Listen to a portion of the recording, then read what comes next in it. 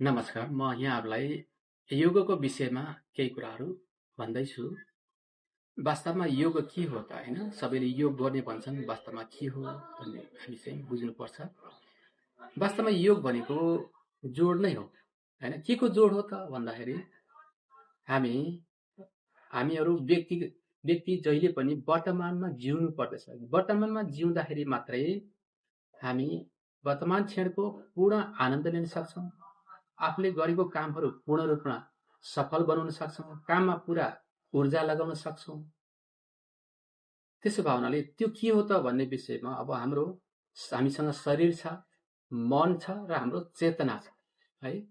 त्यो तीनवटा एक ठाउँमा हुनुपर्छ। मेरो शरीर अहिले यति बेला यहाँ छ भने मेरो मन पनि यही हुनुपर्छ, अहिलेकै परिस्थितिमा हुनुपर्छ। र अर्को, मैले जे गरिरहेको छु सबै कुरा थाहा पाउनुपर्छ, होसमा रहनुपर्छ है। यी तीनटा कुराहरूको संयोग नै योग हो। र अष्टाङ्ग योगका 8वटा नियमहरू छ है। 8वटा नियमहरूलाई पनि हामी बुझ्नु पर्दछ। यम, अरूप्रति गर्ने हाम्रा व्यवहारहरू शुद्ध हुनुपर्छ, अहिंसा युक्त हुनु पर्यो होइन। नियम, आफैप्रति गर्ने व्यवहारहरू, आफ्ना आचरणहरू शुद्ध बनाउनु पर्यो, अनुशासित हुनु पर्यो। आसन, तेस्रोमा आसन आउँछ। आसन भनेको शरीरलाई स्वस्थ राख्ने हाम्रा क्रियाकलापहरू गर्नुपर्छ। त्यसै गरेर प्राणायाम, हाम्रो श्वास प्रश्वास पनि राम्रो बन्नुपर्छ होइन। मनसँग सम्बन्धित छ श्वास प्रश्वास, त्यस कारण श्वास प्रश्वासका विधिहरू पनि चाहिन्छ हामीलाई। श्वास प्रश्वासलाई हाम्रो राम्रो बनाउनुपर्छ, त्यस्ता विधिहरू पनि हामीले गर्नुपर्छ। त्यसै गरेर प्रत्याहार भनिन्छ। प्रत्याहार भनेको आफ्ना इन्द्रियहरूलाई पनि हामी आफैतिर फर्काउने, अनि बल्ल आफ्नो विकास हुन्छ, अनि बल्ल हाम्रो ध्यान आफूतिर केन्द्रित हुन्छ। हाम्रो प्रत्याहार नहुँदाखेरि हाम्रो इन्द्रियहरू बाहिर दौड्दाखेरि हामी चाहिँ विचलन हुन्छौँ, मन बाहिर मात्रै दौड्छ होइन। प्रत्याहार एकदम आवश्यकता छ। त्यसपछि धारणा, एक चित्त लगाएर कुनै पनि काममा हामी लाग्नुपर्छ। कुनै पनि काम गर्दैछौँ एक चित्त लगाएर एकाग्र भएर गर्न सक्नुपर्छ। ध्यान, हाम्रो सजगता, होस बढाउने, चेतना बढाउने ध्यानको आवश्यक छ। र अर्को चाहिँ समाधि।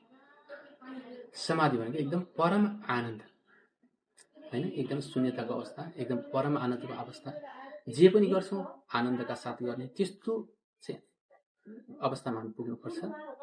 र यी 8वटा नियमहरूको पूर्ण रूपमा पालना गर्नुपर्छ। वास्तवमा योग भएन भने वियोग हुन्छ। वियोग भने के हो त भन्दाखेरि, शरीर त यहाँ छ, म केही त गर्दैछु, तर मेरो मन बाहिर भागिरहेको छ भने मेरो पुरै ऊर्जा पनि बाहिर नै जान्छ। किनभने ऊर्जाले नै हामी चलिरहेका हुन्छौँ। जति पनि काम गर्छौँ हामी सक्रिय हुन्छौँ, ऊर्जाले नै गर्छ होइन। त्यस कारणले गर्दा मेरो ऊर्जा पनि बाहिर जान्छ र मेरो काम चाहिँ यहाँ सफल हुन पाउँदैन, किनभने म वियोगमा छु। शरीर त यहाँ छ, त्यही काम त गर्न खोजिरहेको छु, तर वियोग छ। मैले होस पनि पाइरहेको छैन, चेतना पनि ठेगानमा छैन। यस्तो अवस्था हामी वियोग बन्न सक्छौँ। त्यस कारणले गर्दाखेरि अहिलेको अधिकांश मानिसहरूको जीवनशैली यस्तै वियोग जन्य छ, वियोगमा बाँचिरहेका छौँ। र विभिन्न घटनाक्रमहरूलाई हामीले हेऱ्यौँ भने थुप्रै किसिमका घटनाहरू घटिरहेका छन्। यो पनि एउटा वियोगको अवस्था हो। वियोगमा रहँदा मनले विभिन्न किसिमका नकारात्मक कुराहरूलाई बढी सोच्ने गर्छ र विचार गर्ने गर्छ। ती विचारहरू कर्ममा बदलिन्छन् र नराम्रा विचारले नराम्रै कर्म गराउँछ। र अहिलेका विभिन्न नराम्रा घटनाहरूलाई हेर्नुभयो भने यही वियोगको अवस्था हो। यस्तो अवस्थामा व्यक्ति कहिले पनि खुसी रहन सक्दैन, शान्त रहन सक्दैन र आनन्दित पनि हुन सक्दैन। त्यसकारण हाम्रो जीवनलाई खुसी, शान्त, आनन्दित र सफल बनाउनको लागि योगको आवश्यकता छ। हाम्रो शरीर, मन र चेतनालाई हर पल हर क्षण एक ठाउँमा राख्न आवश्यकता छ। यो योग हामी हरेक दिन गर्न जरुरत छ। बिहानीको बेलामा, ब्रह्म मुहुर्तको बेलामा हामी गऱ्यौँ अझ उत्तम हुन्छ। यहाँहरूलाई सबैलाई हामी योग गरौँ, आफू स्वस्थ रहौँ र जीवनको परम आनन्दमा पुगौँ भन्ने यति शुभेच्छा प्रकट गर्दै, शुभकामना प्रकट गर्दै